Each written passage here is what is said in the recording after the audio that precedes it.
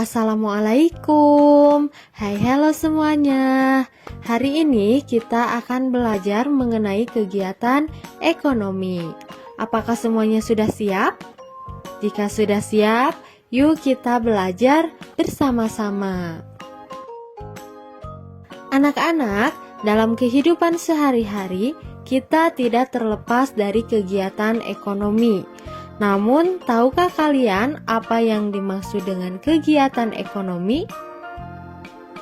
Ya, hebat! Kegiatan ekonomi adalah kegiatan yang dilakukan untuk memenuhi kebutuhan hidup.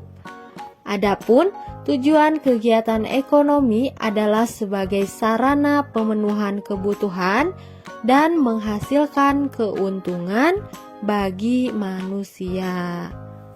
Manusia mengenal kegiatan ekonomi sebagai kegiatan produksi, distribusi, dan konsumsi. Kita bahas satu persatu ya. Yang pertama, kegiatan produksi. Kegiatan produksi adalah kegiatan yang menghasilkan dan menambah nilai guna dari barang ataupun jasa. Produksi dapat diartikan juga sebagai kegiatan mengolah bahan mentah menjadi bahan setengah jadi atau bahan jadi. Bahan mentah adalah bahan yang berasal dari alam dan harus diolah terlebih dahulu untuk pemenuhan kebutuhan. Contohnya ada kapas, beras, dan kayu gelondongan. Bahan setengah jadi adalah bahan yang sudah mengalami pengolahan namun perlu diolah lebih lanjut agar dapat digunakan. Contohnya benang, tepung, dan balok kayu. Sedangkan barang jadi adalah barang yang sudah selesai diolah sehingga dapat langsung digunakan. Contohnya nasi, pakaian, dan mebel. Pelaku kegiatan produksi disebut produsen. Contoh kegiatan produksi misalnya petani yang menanam padi, pabrik tempe, pabrik sepatu, pabrik elektronik, dan lain-lain. Kegiatan produksi juga meliputi kegiatan di bidang pertanian, peternakan, perkebunan, perikanan, kehutanan, dan industri. Yang kedua, kegiatan distribusi. Distribusi adalah kegiatan menyalurkan barang dari pihak produsen kepada konsumen. Tujuannya adalah supaya barang atau jasa yang disalurkan dapat tersebar luas ke konsumen yang membutuhkan. Pelaku dari kegiatan distribusi disebut dengan distributor. Dalam kegiatan ekonomi, peran distributor ini sangat penting sehingga tercapai kesesuaian antara ketersediaan barang dengan kebutuhan konsumen. Pelaku distribusi akan menyalurkan barang produksi dari tempat yang jauh ke berbagai agen atau pengecer di pasar maupun toko-toko. Dengan demikian, barang produksi dapat secara luas tersebar di seluruh wilayah. Kegiatan distribusi mencakup pengangkutan barang, pengemasan barang, penjualan ke pedagang pasar dalam lingkup grosir, pembelian dari produsen, penyimpanan di gudang, standarisasi mutu barang, dan lain sebagainya. Nah, jadi warung-warung yang ada di sekitar kita juga merupakan salah satu distributor, yaitu distributor eceran. Yang ketiga, kegiatan konsumsi. Konsumsi adalah kegiatan menghabiskan atau mengurangi nilai guna barang untuk pemenuhan kebutuhan. Pelaku kegiatan konsumsi dinamakan konsumen. Nah, jadi ketika kita menikmati semua barang dan jasa, itu artinya kita merupakan pelaku kegiatan ekonomi yang disebut konsumen.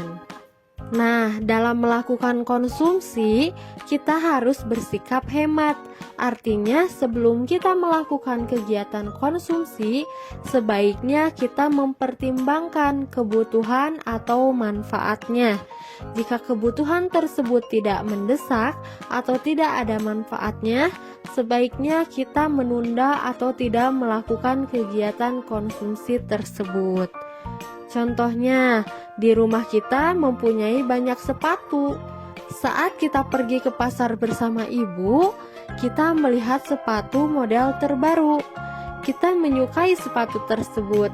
Namun, kita tidak perlu membeli karena membeli sepatu pada saat itu bukanlah sebuah kebutuhan yang mendesak. Begitu anak-anak.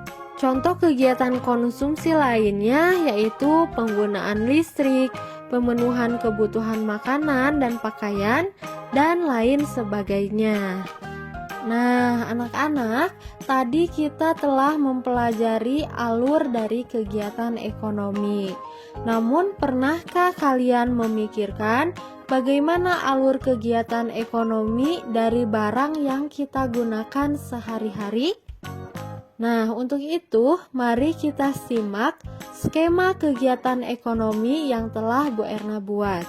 Di sini, Bu Erna mengambil contoh, yaitu pakaian.